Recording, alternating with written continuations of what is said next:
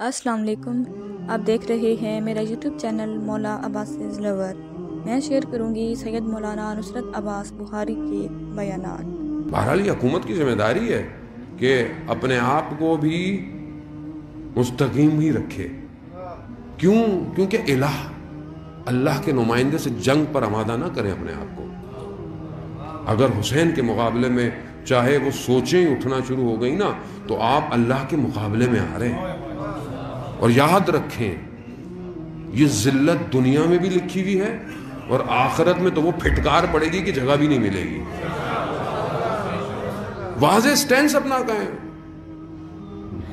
کیوں کچھ لوگوں کو خوش کرنے کے لیے کر رہے ہیں؟ کیا خوشی دے گا؟ اس کا مطلب ہے آپ خدا کو سمجھے ہی نہیں ہیں۔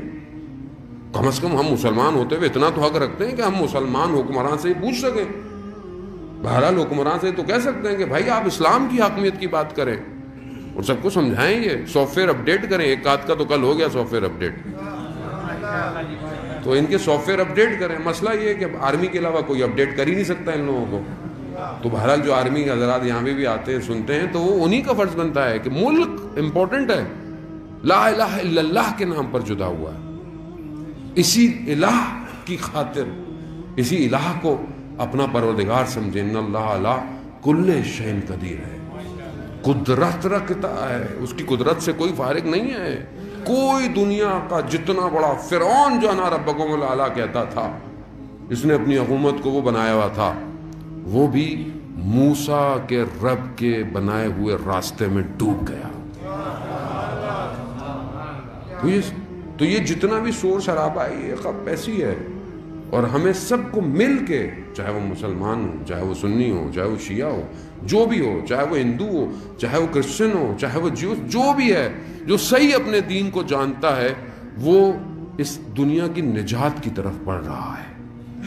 اور نجات کوئی نہیں دے سکتا سوائے خدا کے نمائندے کے۔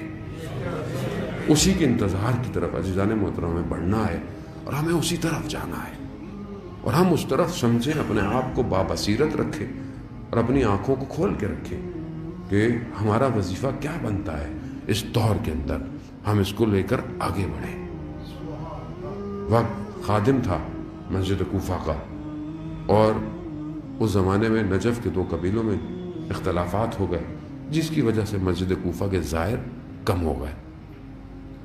تو کوئی جب آتا نہیں تھا تو ظاہر ہے خادم تھا بیچارہ، جو ہے وہ فقر کی حالت میں آ گیا، گھر میں کھانے کو کچھ نہیں۔ تو بہرحال امام کی خدمت میں کہا مولا میں راضی رہوں گا اس مشکلات پہ اگر آپ مجھے اپنی زیارت کروا دیں، یعنی اگر یہ تکلیف مجھے دینی ہے، اس تکلیف میں رہنا ہے تو پھر میں راضی ہوں، مگر زیارت تو کرا دیں۔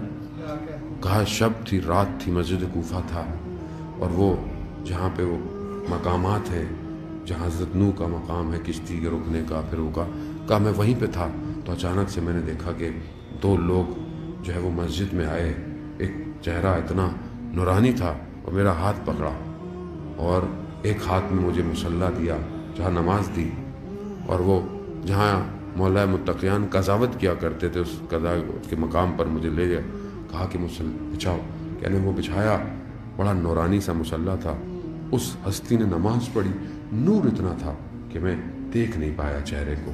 جیسے ہی نماز ختم ہوئی تو اچانک سے ایک کرسی لگ گئی اور امام اس پہ تشریف فرما ہو گئے، اور میری طرف کہا کہ جو تم نے کہا تھا، جو تم نے حاجت کی تھی وہ تو پوری ہو گئی، اور کیا مانگتے ہو؟ خوب یہی حاجت تھی کہ زیارت ہو جائے، خوب یہ تو پوری ہو گئی، اور کیا مانگتے ہو؟ کہا مجھ سے اس جلوے کو دیکھ کے کچھ بولا ہی نہیں گیا، کچھ مجھ سے کہا ہی نہیں گیا، اور اچانک سے میں نے دیکھا کہ مسجد کوفہ میں وہی تاریکی ہے جو تاریکی تھی۔ عزیزان محترم، تمنا کرنا امام کی یہ بہت مہم ہے، یعنی آپ کو اس یقین پہ پہنچنا کہ ہمارا امام، ہمارے وقت کا امام حاضر ہے۔ جب آپ کو پتا ہو کہ صاحب زندہ ہے، آپ کا صاحب آپ کے سر پہ ہاتھ رکھے ہوئے ہے، تو پھر خوف کیسا، پھر خطر کیسی؟ اس پوری دنیا میں وہ واحد اللہ کا نمائندہ ہے جو اپنے نظام کی خود حمایت کر رہا ہے، خود حمایت کر رہا ہے۔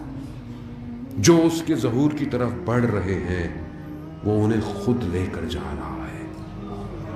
یہ جو ہم کہتے ہیں کہ یہ کیسے کر لیا ان جوانوں نے، کیسے کر لیا، یہ کیسے اس مقام پہ کوئی جوان پہنچ جاتا ہے کہ ہواؤں کے نظام کو چیر دیتا ہے، کیسے یہ اتنی ترقی اپنے اندر حاصل کر رہا ہے جوان۔ اس کی وجہ کیا ہے؟ اس کی وجہ یہ ہے کہ پیچھے امام ہے۔ جب وہ امام کے لیے کام کر رہا ہے تو وہ اس کے لیے ساری چیزیں کھول رہا ہے۔ یہ علم اور دانش، جسے ہم دانش کہتے ہیں، جسے ہم علم کہتے ہیں کہ بہرحال انسان کو اب ضرورت نہیں ہے، انسان بڑا ترقی یافتہ ہو گیا ہے۔ کوئی بھی علم بغیر سرپرستی امام کے حاصل ہی نہیں ہو سکتا۔